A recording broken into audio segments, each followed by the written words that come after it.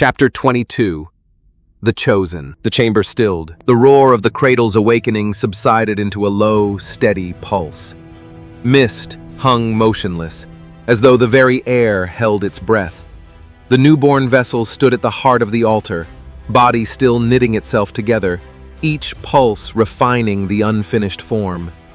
Veins of light stitched beneath its translucent skin, muscles hardening, features sharpening. It was becoming more human with every beat, more recognizable, more unbearable. The squad stood frozen before it, not by choice, but by the weight of its presence.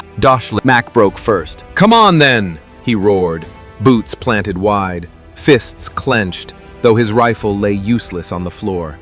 "You think I'm your bloody puppet? Try me. Go on. See how long I last." The vessel turned its burning eyes on him. Mack's body locked instantly.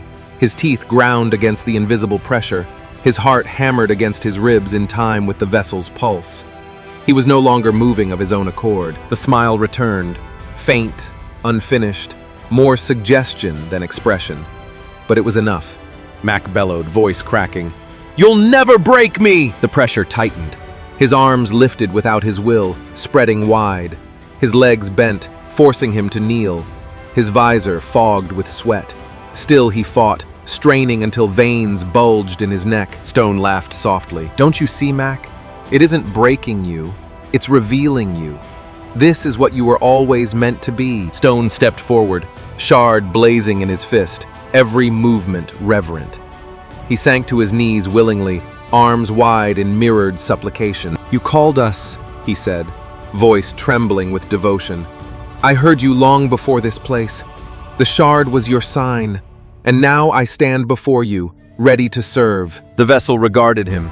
Its gaze flared, light leaping from its eyes to the shard in Stone's hand. The two resonated, pulsing together until their glow was one. Stone shuddered in ecstasy. "Yes," he whispered. "Yes, take me. Use me. I am yours." Mack strained against invisible bonds, spitting fury. "You're insane, Stone. It's not choosing you. It's using you." Stone didn't flinch. "And what's the difference? To be used by something greater than ourselves?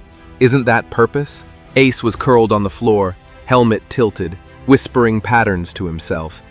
His voice rose and fell, broken equations spilling from his lips.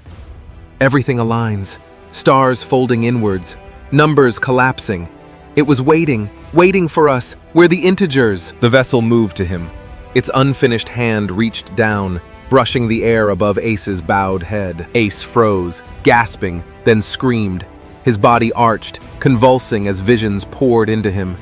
He saw endless chains of cause and effect, dominoes stretching from the birth of stars to the collapse of galaxies, all converging on this chamber, on this moment. He saw himself dissolved into patterns, rewritten, repurposed, a variable transformed. When it released him, he collapsed back to the floor, twitching, sobbing. "I saw it," he whispered. "I saw everything, and I don't want it.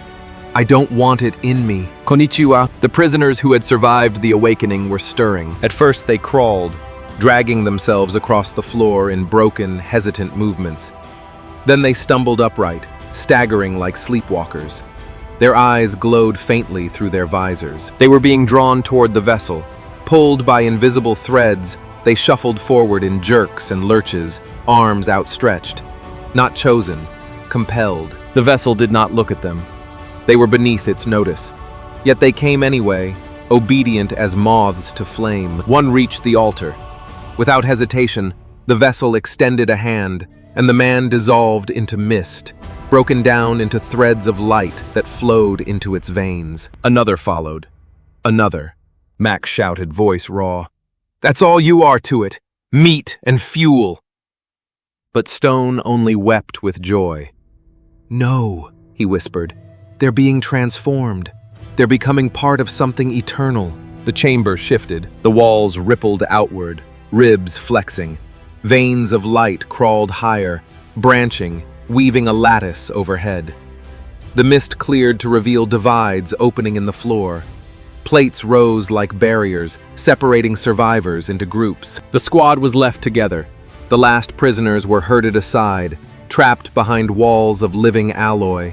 Their screams were cut off as the floor swallowed them whole. The message was clear. The prisoners were discarded. The squad was kept. Associate. The vessel took another step toward them, its gaze fixed, its pressure unbearable. And they all heard it. Chosen. The words split their minds like thunder. Mack spat through gritted teeth. Chosen for what? To die in your bloody machine? Stone whispered, trembling with rapture. To be remade, to carry its will, to ascend. Ace shuddered, whispering brokenly. Not death, not life, something else, something worse. The vessel raised its hand. Its light spread across the floor, tracing lines around them. Circles, patterns. The chamber itself was preparing judgment. Maharashtra. For the first time since they had entered the vault, Mack felt fear overtake his rage.